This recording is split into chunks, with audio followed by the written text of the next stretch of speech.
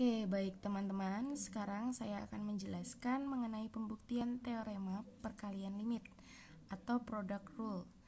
Nah, tadi ketika kita memiliki dua fungsi, yaitu fungsi fx dan gx, maka kita dapat membawanya ke dalam bentuk umum seperti berikut ini, ya. Nah, berdasarkan pembuktian sebelumnya, kita kan menggunakan definisi limit secara formal, maka pada pembuktian ini kita juga masih menggunakan definisi limit secara formal. Nah, tadi pada poin sebelumnya kita sudah menyimpulkan bahwa limit dari fx dikalikan gx di mana x mendekati a adalah k dikalikan l. Nah, sehingga kita dapat membuat suatu pernyataan yang akan kita buktikan kebenarannya, yaitu untuk setiap epsilon positif terdapat delta yang bernilai positif, sedemikian sehingga untuk setiap x di mana nilai mutlak x dikurangi a berada di antara 0 sampai delta, maka nilai mutlak dari fx dikalikan gx dikurangi k dikalikan l lebih kecil dari epsilon. Nah, sebelum teman-teman di sini semuanya membuktikan pernyataan tersebut, maka kita perlu mengingat beberapa hal, yakni bentuk umum tadi yang sudah kita tuliskan di bagian awal, di mana kita memiliki nilai limit dari fx di mana x mendekati a adalah k dan nilai limit dari gx di mana x mendekati a adalah l, maka kita dapat mengubahnya ke bentuk berikut ini, di mana limit fx dikurangi k di mana x mendekati a sama saja dengan limit dari fx di mana x mendekati a kurang limit k di mana x mendekati a.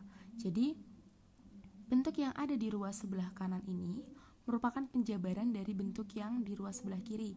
Kita dapat menggunakan teorema limit sebelumnya ya. Nah, limit fx tadi kan sudah kita definisikan menjadi nilainya adalah k, maka kita langsung melakukan substitusi di bagian ini.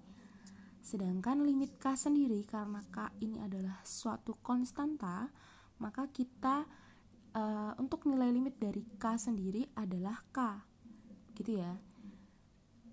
Sehingga ketika kita operasikan nilainya adalah 0. Hal serupa juga terjadi pada limit gx, ya. Karena tadi gx sudah kita definisikan nilainya adalah l, maka kita langsung melakukan substitusi di bagian sini. Lalu untuk nilai limit dari L di mana X mendekati A adalah L, karena L sendiri juga merupakan suatu konstanta. Oke, berikutnya karena tadi kita sudah mengingat sifat-sifat dan dengan menggunakan teorema sebelumnya, maka limit dari fx dikalikan gx di mana x mendekati a sama dengan limit fx di mana x mendekati a dikalikan limit gx di mana x mendekati a sama dengan k dikalikan l. Artinya kita dapat langsung mengalihkan nilai dari masing-masing limit tersebut ya. Nah, untuk membuktikan, maka langkah pertama yang harus teman-teman lakukan adalah mengambil sebarang epsilon yang bernilai positif, sehingga kita dapat menemukan suatu delta positif di mana delta satunya positif dan delta 2-nya juga positif. Sehingga untuk nilai mutlak dari x dikurangi a yang berada di antara 0 sampai delta 1, maka nilai mutlak dari fx dikurangi k dikurang 0 akan lebih kecil dari epsilon, dan hal yang serupa juga terjadi pada bagian delta 2. Jadi untuk setiap x di mana nilai mutlak x dikurangi a berada di antara 0 sampai delta 2, maka nilai mutlak gx dikurangi l kurang 0 akan lebih kecil dari akar epsilon. Nah, kenapa di sini kita menggunakan akar epsilon? Jadi begini teman-teman, kalau di penjumlahan kita menggunakan epsilon per 2, sehingga ketika kita jumlahkan dia akan menghasilkan epsilon. Hal serupa juga terjadi pada bagian perkalian ini. Ketika kita melakukan operasi perkalian, akar epsilon dikalikan dengan akar epsilon, maka akan menghasilkan epsilon. Begitu ya teman-teman. Nah, sehingga kita dapat memilih delta, suatu nilai yang sangat kecil, di mana delta 1 dan delta 2 ini nilainya harus sama, minimal delta 1 sampai delta 2. Nah, sehingga kita akan mendapatkan nilai mutlak dari fx dikurangi k dikalikan gx dikurangi l dikurangi 0 sama dengan nilai mutlak fx dikurangi k dikalikan nilai mutlak gx dikurangi l kurang dari akar epsilon dikalikan akar epsilon. Kita tahu bahwa akar epsilon dikalikan akar epsilon adalah epsilon. Karena kita telah membuktikan limit dari fx dikurangi k dikalikan gx dikurangi l, di mana x-nya mendekati a adalah 0, maka kita dapat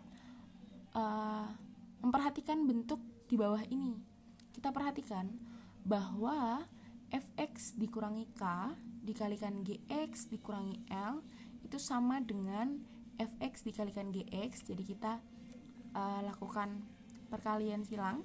Fx dikalikan gx dikurangi l dikalikan fx dikurangi k dikalikan gx ditambah k dikalikan l, gitu ya.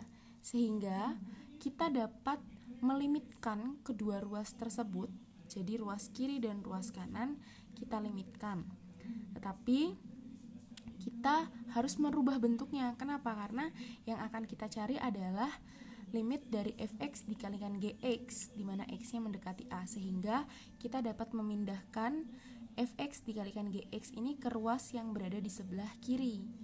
Ya, kita pindahkan yang kiri, juga kita pindahkan ke ruas yang sebelah kanan, maka kita dapat melimitkan kedua ruas tersebut, sehingga kita peroleh limit dari fx dikalikan gx, di mana x mendekati a sama dengan limit dari fx dikurangi k dikalikan gx dikurangi l dari yang sini, di mana x mendekati a ditambah dengan limit l dikalikan fx, di mana x mendekati a ditambah dengan limit k dikalikan gx, di mana x mendekati a dikurangi dengan limit k dikalikan l, di mana x mendekati a.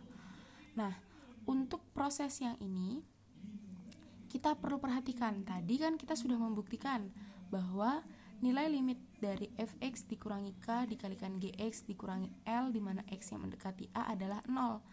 Maka kita dapat mensubstitusi nilai limit yang ini dengan 0. Karena tadi kita sudah membuktikan ya nilai limitnya.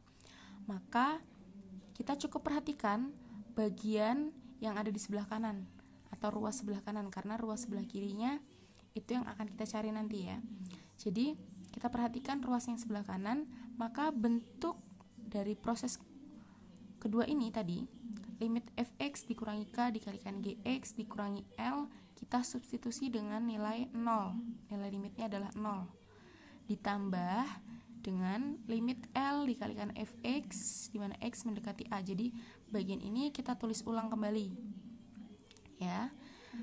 Berikutnya, karena tadi nilainya 0, maka yang tersisa adalah limit l dikalikan fx, di mana x mendekati a, ditambah limit k dikalikan gx, di mana x mendekati a, dikurangi limit kl, di mana x mendekati a. Nah, karena l dan k di sini bentuknya adalah suatu konstanta, maka dengan menggunakan teorema limit sebelumnya, yaitu teorema perkalian limit dengan konstanta, suatu konstanta, maka kita dapat mengubah bentuk ini menjadi ini. Jadi bentuk limit L dikalikan fx, di mana x mendekati a, dapat kita ubah bentuknya menjadi L dikalikan limit fx, di mana x mendekati a. hal serupa juga terjadi pada bagian ini. Bentuk limit K dikalikan Gx di mana X mendekati A dapat kita ubah bentuknya dengan menggunakan teorema perkalian limit dengan konstanta. Kita mengubah menjadi K dikalikan limit Gx di mana X mendekati A dikurangi limit KL di mana X mendekati A. Yang ini tidak perlu kita rubah karena dua-duanya adalah konstanta. Tadi, pada bagian awal kita sudah mendefinisikan bahwa limit fx sendiri itu nilainya adalah K. Maka, ini dapat kita substitusi dengan nilai limitnya, yaitu K. Sehingga L dikalikan K. Lalu, limit Gx sendiri nilainya adalah L. Maka, dapat kita substitusi sehingga menjadi K dikalikan L.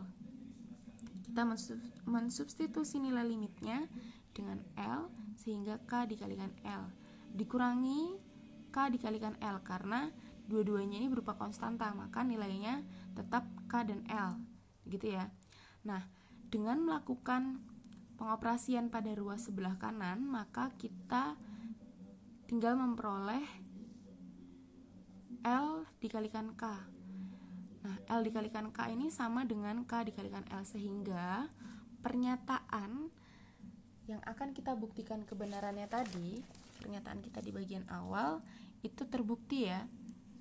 Sehingga terbukti bahwa limit, perkalian limit dengan dua fungsi, yaitu fungsi fx dan gx, ketika kita jabarkan hasilnya sama saja kita mengalihkan masing-masing dari nilai limit ini. Jadi mau K dikalikan L atau L dikalikan K itu sama saja. Gitu teman-teman. Terima kasih.